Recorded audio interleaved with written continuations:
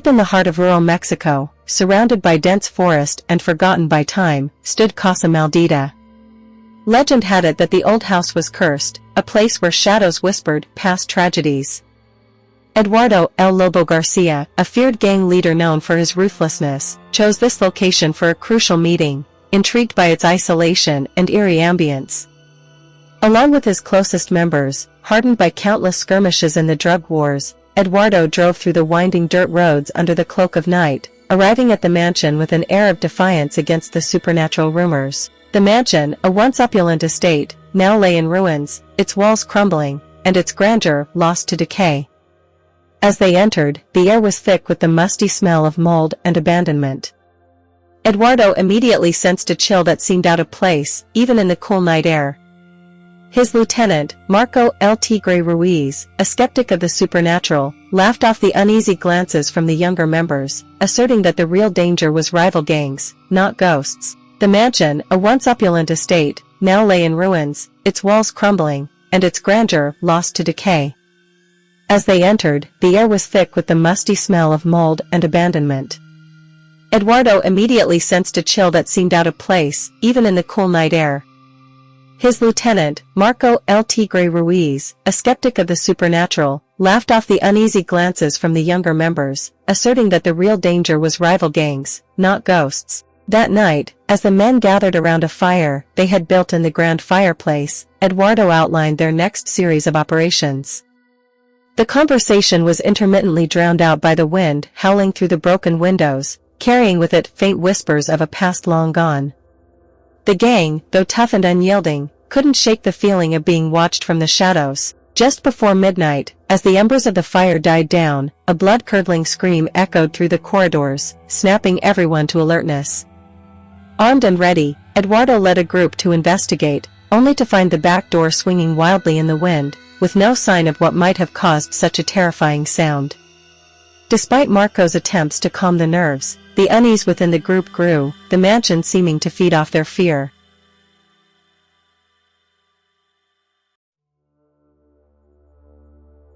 As the days passed, the gang's initial bravado began to wane under the oppressive atmosphere of Casa Maldita.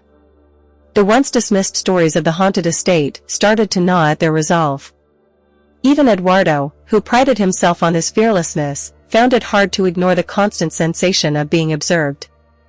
The gang's activities were frequently interrupted by inexplicable noises, soft footsteps above when no one was upstairs, or the distant sound of a child crying, though the nearest village was miles away. One evening, while planning a route for smuggling across the border, Eduardo's map fluttered as though caught in a sudden breeze, though all windows were closed and the air was still. The candlelight flickered unnaturally, casting ghostly shadows that danced along the decrepit walls. Marco, trying to dispel the growing dread, joked about the ghostly helpers, but his laughter sounded hollow and did little to lighten the mood. That same night, Luis El Fantasma Alvarez, the youngest member, claimed he saw a figure in white roaming the garden. He described it as a woman with sorrowful eyes, her gaze penetrating the darkness. His account, delivered in hushed tones around the dying fire, unsettled the group further.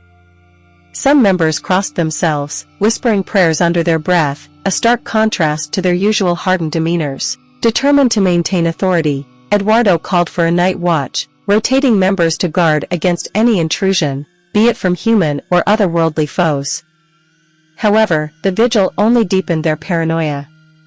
Each man on watch reported the rustling of leaves and soft whispers echoing through the trees, as if the forest itself was speaking. The climax of their terror came on the third night when a violent storm broke out. The house seemed to come alive with eerie energy. Doors slammed shut by themselves, and the sound of heavy, dragging footsteps echoed across the hall. The gang, huddled together in the main room, faced not only the storm outside but also the storm of fear within, as each member wondered if they would survive the night in Casa Maldita.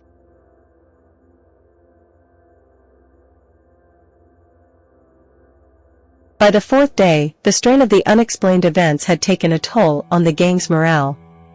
Eduardo, desperate to reclaim control and dispel the growing fear, decided to thoroughly explore the mansion.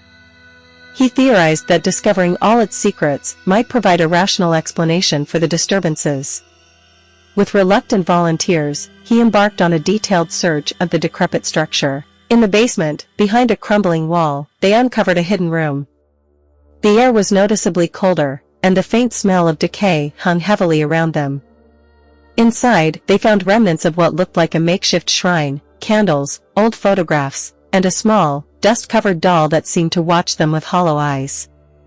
The discovery was unsettling, and even Marco, ever the skeptic, advised caution. The room also contained old journals, which Eduardo decided to examine. They belonged to the original owner of the house, detailing a tragic tale of loss and betrayal. The entry spoke of a woman who had lost her children to a fever, her grief turning into madness. She believed the house to be alive, filled with the spirits of her deceased children, calling her to join them. Spurred by this discovery, Eduardo ordered the room to be sealed again. He hoped that respecting the past inhabitants' grief might calm the restless spirits, if they indeed existed. That night, they held a small ceremony, asking for peace and forgiveness from the spirits, a gesture that was more for the gang's peace of mind than based on any real belief. However, the ceremony did little to alleviate the atmosphere of dread. That very evening, the house seemed to react violently. Lights flickered more aggressively, and a cold wind swept through the rooms, extinguishing their fires and leaving them in near total darkness. The men were left to listen to the sound of the mansion groaning and creaking around them, as if angered by their presence. During the night, Eduardo himself experienced the unexplainable. He woke to find his room freezing cold, his breath visible in the air. As he watched in horror, the outline of a small, childlike figure appeared at the foot of his bed. It stared at him with eyes that reflected immense sadness and then vanished as suddenly as it had appeared. This personal encounter shook Eduardo deeply, challenging his skepticism and forcing him to confront the possibility that Casa Maldita was indeed haunted.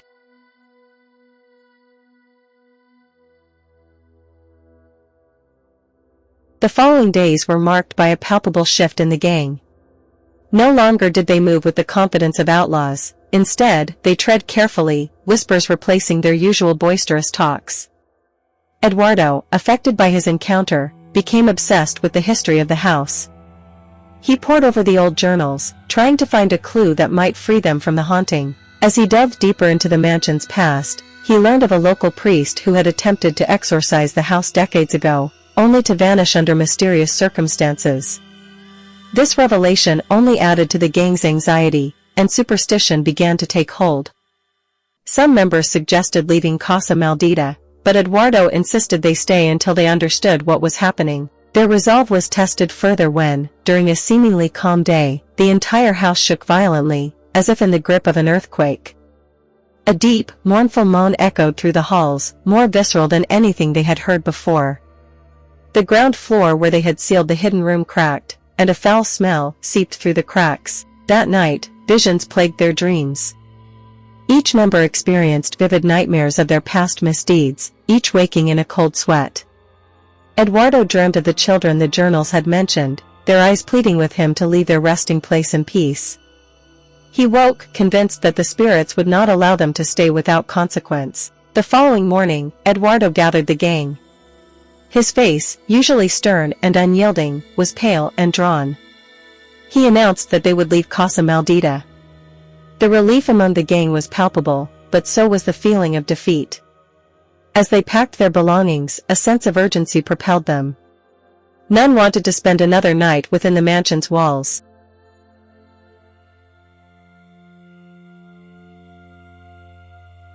The morning they left Casa Maldita, the sky was unusually clear, the sun shining brightly as if to mark the end of their ordeal.